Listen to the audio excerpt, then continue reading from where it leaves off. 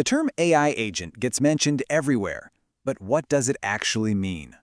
See, it's not just about a smarter chatbot. This is a huge shift from an AI you just talk to an AI that can actually do things for you. Okay, so the easiest way to wrap your head around an agent is with this simple three-part idea: sense, think, and act. First, it senses its environment. Maybe that's text you type or data it finds online. Then it thinks about a goal you've given it. And here's the kicker. Finally, it acts all on its own autonomously to get that goal done. You don't have to hold its hand every step of the way. To really get what makes an agent special, let's put it head-to-head with something we all know: chatbots. The big difference here isn't just about being smarter, it's all about taking initiative. All right, so a chatbot is totally reactive. You give it a direct command, like what's the weather, and bam, it gives you the answer. And then it just waits for your next instruction. An AI agent, on the other hand, is proactive. You don't give it a command, you give it a goal, and then it figures out the whole multi-step plan to make it happen, taking the lead itself. It can even learn from what it's done before to get better next time. Here's another way to think about it. Most software we use is like a menu at a restaurant, right? It gives you a fixed list of options you can choose from. An AI agent, well, that's the chef. You just tell it, hey, I'm feeling like Italian tonight, and it figures out the whole meal, gets the ingredients, and cooks it for you. It's all about the final result, not just one single response. So, how does an agent actually cook up that meal? Let's walk through a pretty cool real-world example to see it in action. Okay, imagine your goal is to plan the perfect surfing trip. You don't give it a bunch of little commands, you just give it the high-level goal.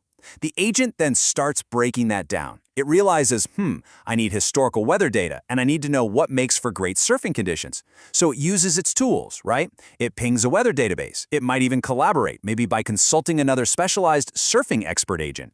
And then it puts all those pieces together and presents you with the perfect week to go. The most important part? You never told it how to do any of that. It came up with the entire game plan by itself. Now, it's super important to know that AI agent isn't just one thing. It's a really broad category. It's kind of like how a vehicle can mean anything from a simple scooter all the way up to a spaceship. Agents have a huge range of complexity. So at the most basic end of the spectrum, you've got what's called a simple reflex agent. It's pure if this, then that. A smart thermostat is a perfect example.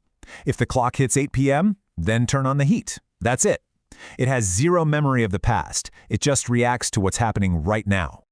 Okay, taking it up a notch, we have the model-based agent, and this is where memory enters the picture.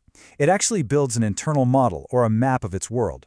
Think about a robot vacuum cleaner. It doesn't just bump around randomly. It maps your room so it remembers where it's already cleaned. It's using its memory of the past to be way more efficient. Then you get to goal-based agents, and these are much more forward-thinking. They can actually plan out a whole sequence of steps to hit a future goal. Your GPS is the classic example here.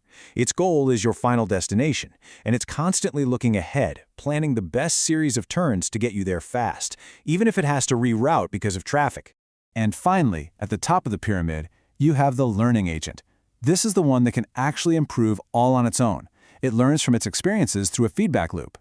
The recommendation engine on a shopping website is a great example. The more you browse, the better it gets at suggesting things you'll actually want to buy. It's learning from you. This all sounds pretty incredible, right? And honestly, it is. But we have to ground all this hype with a quick reality check. These systems are still pretty new, and they definitely have some big limitations. For all their amazing planning skills, these agents don't have true human context. They can't feel emotions or really understand nuance. And that can lead to problems. They can make mistakes, get stuck in weird repetitive loops, or even just make things up, what we call hallucinating. Not to mention, they raise huge privacy concerns and can be super expensive to build and run.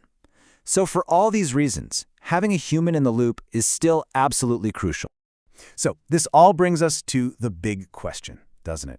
We're moving from tools that just respond to us to agents that are active doers. The real question isn't just about what they can do, but what goals will we choose to trust them with next? That line between an assistant and an autonomous actor, well, it's getting blurrier by the day. And that's a future we all need to start thinking about.